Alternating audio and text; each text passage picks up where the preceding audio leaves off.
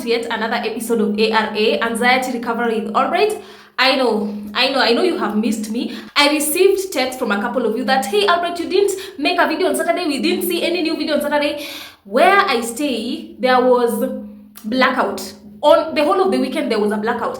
And by the way, if you stay close to Nairobi town and there is vacancy in the apartment that you live in, kindly DM me on TikTok, because something like electricity is something that I can't compromise on. So if there is vacancy in your area, kindly can you DM me on TikTok? A 2-bedroomed house. DM me on TikTok, and you never know, maybe I might be a neighbor who doesn't want me to be their neighbor. So yeah, DM me on TikTok. Otherwise, if you're new here, make sure to hit that subscription button. Make sure to hit that notification bell. Anytime I post a new video, you'll be able to get notified. My name is Medley Albright, and I use my own recovery from severe sensitization, severe anxiety. If you're struggling with health anxiety, generalized anxiety disorder, social anxiety, OCD, panic disorder, panic attacks, you're in the right place. I use my own recovery from severe sensitization, severe anxiety, and chronic depression to help others who are still struggling. So if you're still struggling, you're in the right place. Otherwise, let's get it started. So one of the most common struggles for people struggling with anxiety is insomnia. Insomnia is lack of sleep for those who don't understand. And when I was in the anxiety cycle, I struggled with chronic insomnia. I never used to sleep. Even my family used to know. If,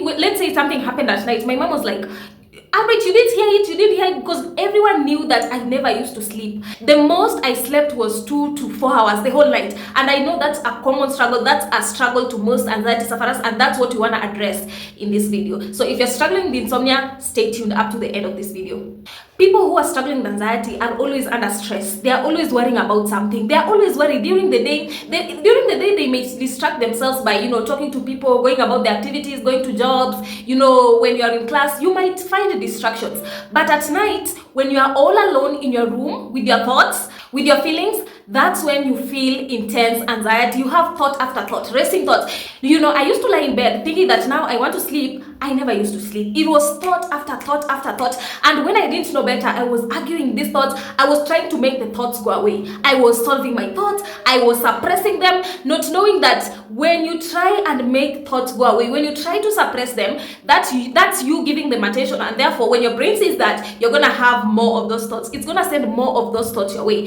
So I remember really struggling so much to sleep. I used to take medication for sleep. I used to take supplements for sleep. And those medications, I don't know, like if you take them, I remember there was a time I used to take those medications to sleep. And someone could look at me, and one of my friends looked at me and told me, okay, what are you using? You look like a zombie. So I don't know what they put in those meds, because even the next day when you try to go about your life, when you try to go to work, it's like those meds really make you feel tired. I was lethargic. I was numb. I was like, okay, by the way, when I was taking those meds, it's not like I used to sleep the whole night. I used to sleep 2 to 4 hours a night, and I was like, I think I don't need to take these meds because I'm still having the symptoms. Yes, I could sleep 2 to 4 hours, but really, those meds were not doing me any favor. So I withdrew from those meds. And one of the things that made me now start using meds, that's when I didn't know better, is because, when you don't sleep, anyway, generally in life, when you don't sleep, your next day is affected. You feel tired, you feel like, your brain can't function properly, you feel fatigued, you yourself, you don't feel well, you feel sick. So that made me look for solutions to sleep, not knowing that me seeking solutions, when you're struggling with sleep, you tend to find favorable conditions, favorable environments for you to be able to sleep. Some people change their bed sheets every time. Some people, changing the lighting, looking for a conducive temperature for the room, taking alcohol before you sleep. Anything that you do to try and sleep, that's the reason why you're not sleeping, because you are giving sleep so much importance. And when your brain says that, that's the moment you're not going to sleep. Let me tell you something. The reason why you're not sleeping is your desperate need to sleep.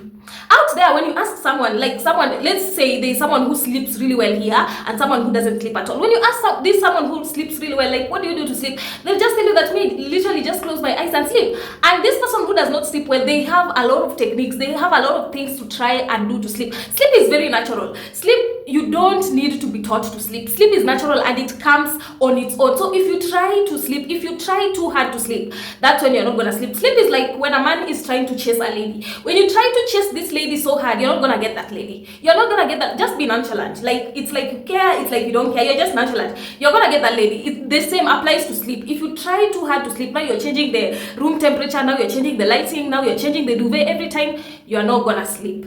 And lack of sleep is not your fault. When you're struggling with anxiety, most of the time you're under stress. You are worrying about things, like your brain is constantly thinking, you're constantly worried. And when you go to sleep, now you're trying to sleep, your mind cannot shut off because it's always active. You're always thinking, you're always engaging your mind. Your brain, for you to sleep, your brain has to shut off. But someone struggling with anxiety, their brain can't shut off because of their past unproductive patterns. They're always thinking, they're always worrying, they're always analyzing their thoughts, they're always doing something. So your mind is not in a favorable place for you to be able to sleep. That's why you are not sleeping. So lack of sleep is very common. It's not your fault that you're not sleeping. It's a symptom of anxiety.